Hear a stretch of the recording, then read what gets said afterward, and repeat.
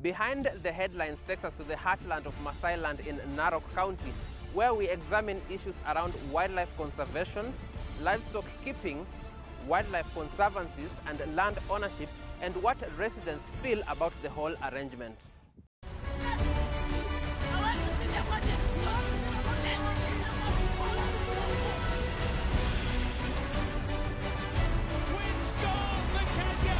Now, 13 members shy.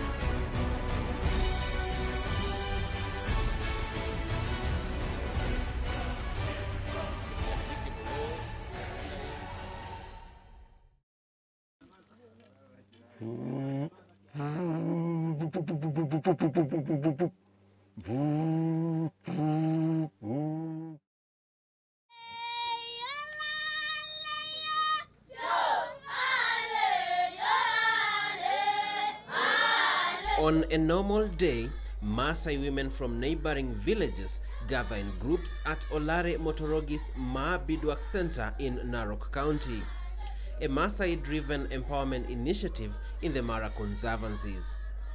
One of the women, Rose Serua, says this center speaks to the heart of the Masai community. Sasa kama mbwa kiasi, ninaangalia vile vitu wanatengeneza kama iko sawa, kama wameshona vizuri, kama wamechukua na wakati mzuri, wakarejesha na wakati mwema ambao inastahili. Hiyo ndio shughuli mimi huwa nafanyanga hapa. Beadwork is an art Ma women have crafted for ages, and with tourism as the main income earner in the Ma region, this lucrative venture is bringing in some form of earnings. The market from the work of their hands is spreading beyond the country's borders. Tunafanyanga targeting ya wiki, at least tunasemanga ule mama kwa chini kabisa, tunataka huyo mama awe amepata 1,000 kwa siku, ambaye ni 4,000 kwa mwezi.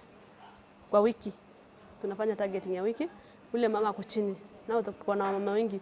Kuna mama ambao watakuwa wanatengeneza hata 5,000 kwa wiki, lakini tunasemanga ile target yetu mama mmoja awe na 1,000 kwa wiki, ambaye itamsaidia apate 4,000 kwa mwezi. A good number of residents here have leased out their land to the wildlife conservancies at a fee.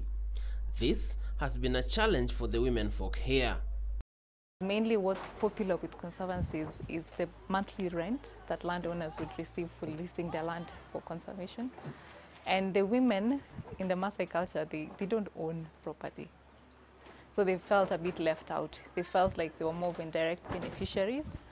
And so when we asked them how they would like to be engaged or how they would like to benefit from conservancies, they proposed the idea to be allowed to be selling their beadwork directly to guests in camps, because beadwork is a skill they've had since time immemorial, and so it's a skill that they've had. So by selling the beadwork to guests in camps, the proceeds from the sale would directly go to them, and they get to dictate what they want to do with the money.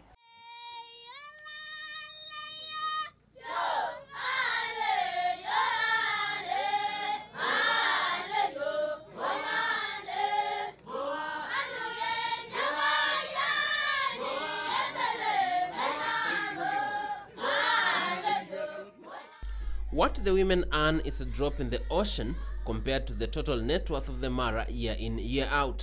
For linking the ladies up with markets, we have the outlet shop, like what is behind me. So this is one of the ways that we look for markets for the beadwork that the ladies produce. So how it works is that the camps would send their guests up here to come and shop, and also to interact with the ladies.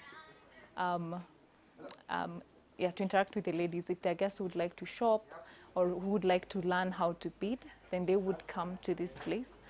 And the beauty of them coming up here is that they get to appreciate or to see the amount of work that goes into making some of these products, because there's a lot of artistry that goes into making like some of the pieces we have. Conservative estimates place the percentage of tourists headed to the Mara at about 80% of the tourism industry in Kenya, earning an income of 100 billion shillings. This was last year alone.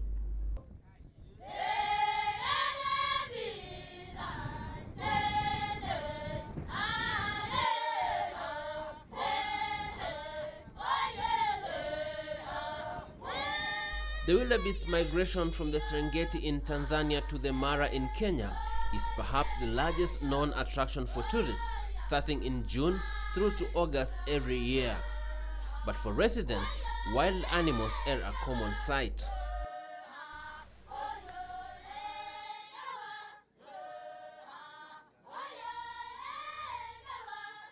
The Masai Mara Wildlife Zone is split into two. The Masai Mara National Reserve, which is government-owned, whose land area is estimated at 150,000 hectares, and the Masai Mara Wildlife Conservancies that measures about 136,000 hectares and an additional 28,000 hectares to make 164,000 hectares. The Masai Mara Wildlife Conservancies Association oversees the operations of the conservancies. Stakeholders, among them the local base Seya Limited, playing a management and administrative role in the conservancies.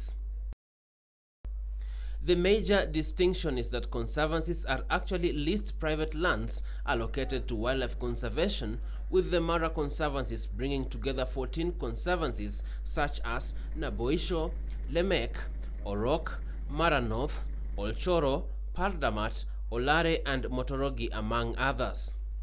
Olchoro is owned by 180 individuals, and they own the land and literally have set it aside and given it to conservation.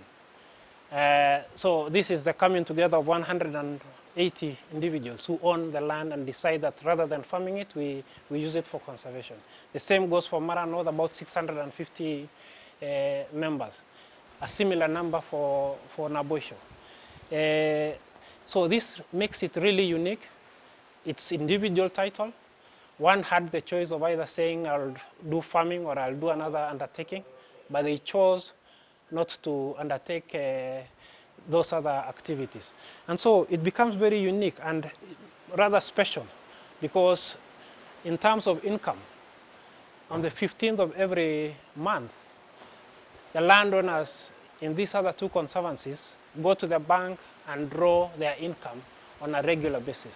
A breathtaking panoply of East Africa's wildlife exists here. Elephants and their peculiar feeding habits, the wari gazelles, cheetah and lions.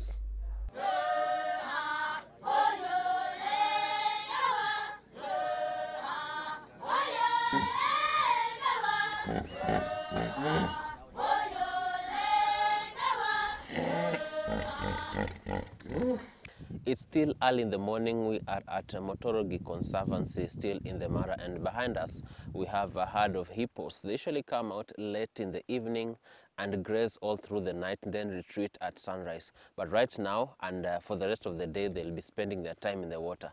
They seem to be very averse to sunlight. However, the Mara Conservancies have their own challenges. It's a balancing act. Those leasing the land and those using it to run the conservancy.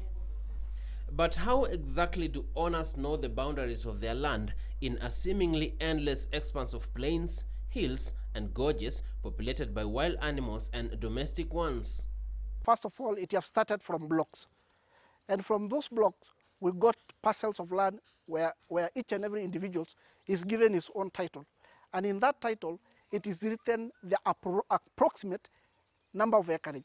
However, you can as well ascertain by taking a surveyor to the land to just ascertain the beacons. Say, this is your beacons, like that, like that. So it's only by doing a survey that they can know that your land is this number of acres. And sometimes they go and find that the land is smaller than what is in the paper, or twice as bigger than what is in the paper. So it's only through a survey they can know. But in real sense, everybody knows where his land is. What I can say, there before, Masai women were not known. Even if a man happens to sell the land, women were not involved. You only find out that at the end of the day you don't have land, the man has already sold the land, they've not been told. But now women are being involved, because before a man sells that land, or before we clear the man, it happens that you have to come with a woman. And if the man doesn't come with a woman, I have to send him back, and the woman is in. That is when now it tells me that there is an agreement. And also when it comes to conservancies, women are there, because before women are also now called into those meetings, women are involved. So we can see so far women are involved and they are being empowered, and they now know that conservancies are real, because there before they used to believe that men are selling land, men are giving out their land, that only white people are taking over, but now they know that those land belong to them and they have to conserve it.